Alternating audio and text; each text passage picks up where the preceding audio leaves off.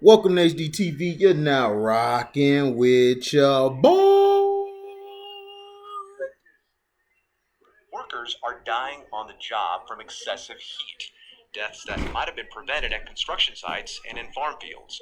An investigation by NPR and the Investigative Reporting Unit of the Columbia Journalism School examined hundreds of these cases, and they found that OSHA, that's the federal agency charged with protecting occupational safety and health, that OSHA has known for decades how to prevent deaths from heat, but they have not acted. NPR investigative correspondent Cheryl W. Thompson has our report. This is the cornfield where, 3 years ago, a migrant worker collapsed. Cruz Orias Beltran had spent 9 hours detasseling corn in the sun-baked fields in Grand Island, Nebraska. It was hot, at least 90 degrees. He had 1 bottle of water and no shade. At the end of the day, the other farm workers emerged from the field to board a bus to a nearby motel for the night, but not Beltran. Emergency Center. Yeah, hi. This is Joseph Rivera, and we run the detasseling crew, but there's been a guy missing now for a few hours. They thought maybe he went home because they couldn't find him in the rows, and the company went out there and they can't find him. A frantic Rivera organized a search party. They found Beltran's body 20 hours later amid the corn husk, that empty water bottle stuffed in his pants pocket. I would say he just had a heat stroke. Just collapsed there, and that's where he landed. That's Michaela Norman, a clerk at a local funeral home, who retrieved Beltran's body that July day. It was the 3rd day on the job for the 52-year-old from Mexico, a job he took to earn money to buy his daughter a dress for her high school graduation.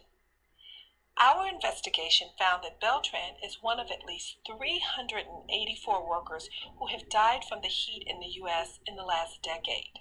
Men and women laboring in fields, in construction, collecting trash. Dr. Rhonda McCarthy specializes in occupational medicine in Texas. Research and study shows that, heat illness should be considered a preventable illness.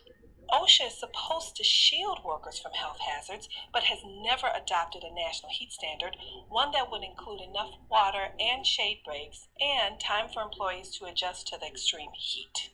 New workers who are not acclimated to the heat or hot environment, that is an increased risk factor for heat illness. Like Beltran, Carl Simmons didn't have time to acclimate. It was his 2nd day on the job installing turf at a sprawling park in Fort Worth, Texas for Hellas Construction. Simmons complained about the heat, first to his wife in a lunchtime call, and later to his boss and others. It was 96 degrees and he had run out of water. Feeling ill, Simmons sought shade under a tree. Within minutes, he collapsed. His brother-in-law, Michael Spriggans, was part of the crew. He was on the ground just shaking, unresponsive. Eyes were just rolling in the back of his head, couldn't breathe. It was a sight I ain't gonna never forget. He called 911. The dispatcher told him to put cool towels under Simmons' neck and on his chest. Spriggans comforted him until help arrived. Seemed like to me he was going to be okay. But he took a deep breath.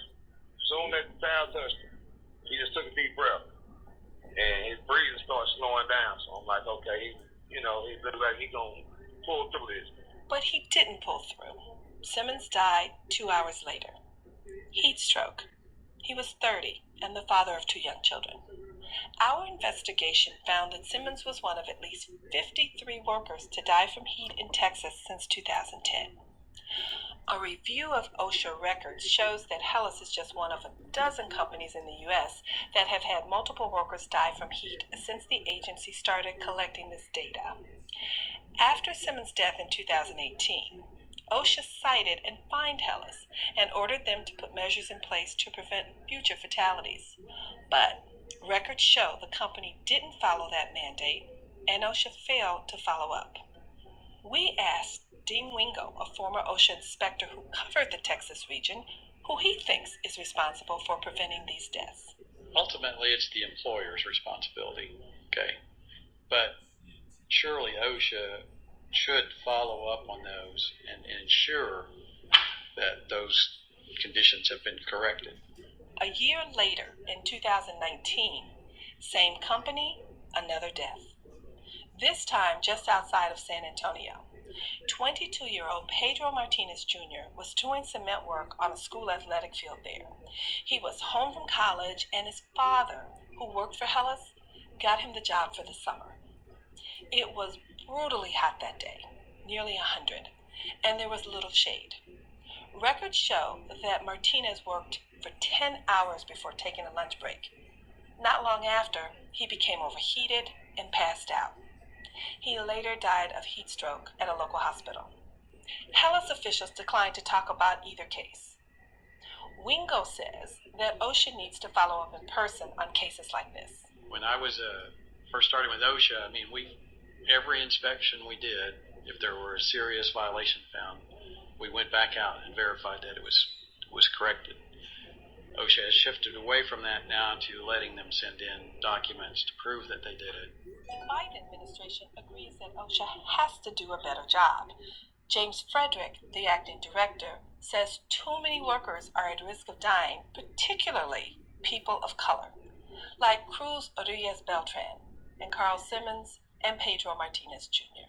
We maintain at OSHA that occupational exposure to heat remains a very important topic, and that we're focused on improving our efforts to protect workers moving forward, and that the agency will continue to explore all opportunities to help employers and workers decrease the risk of heat exposure and illness. Frederick wouldn't say whether officials would adopt a national heat standard, but for the first time, the matter is on the agency's regulatory agenda. Cheryl W. Thompson, NPR News. So you basically heard something from the news about, this is the morning edition, the heat is killing workers in the U.S. now. OSHA, for years, has really been very poor at pushing their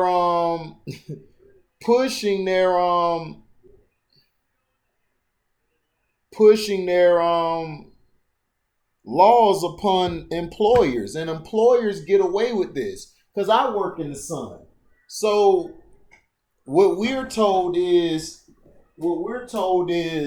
take your break. You know, if you got to take a break, take it. If it's too hot, get in the shade. So, but it's hard in some places that's very humid. When it's humid, you're still hot.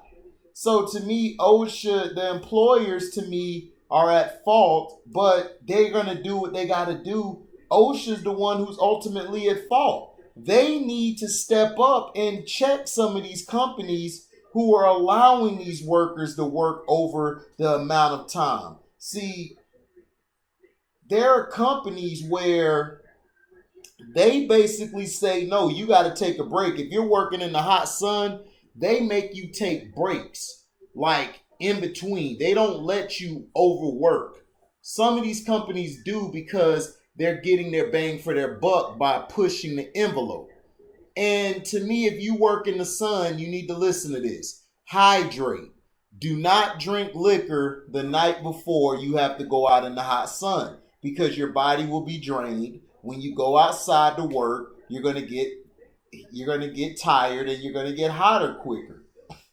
So the best thing to do is hydrate. And if your job you feel like is pushing the envelope, report their ass. Go to OSHA, report them. OSHA has got to start enforcing going out. They're letting people just write letters. Of course, if I write a letter, I'm going to lie like, hey, they're working, but they're taking more than just one break. When that's a lie. But see, people are scared to say something or step up because everybody isn't going to have their back. They're going to be the only one in that lifeboat by themselves. So please, if you work if you work outside, you work in the heat, please get help. Please make sure that you're taking the proper breaks and you're hydrating. These deaths happen because I believe people weren't hydrating. And then sometimes at your job, check your job. Tell them, look, I will report you. If you have a union, go to your union and tell them, yo, they're not honoring our rules. They're not honoring our breaks. And it's too hot. they will step up for you. So thank you for listening. Like, comment, subscribe, share this. Hit the notification bell to select all to receive upcoming notifications. And if you love what you hear, you can donate to the page by Cash Apping me at the word welcome, the number 2, and then HDIITV. Thank you all for listening, and we are out. Deezy.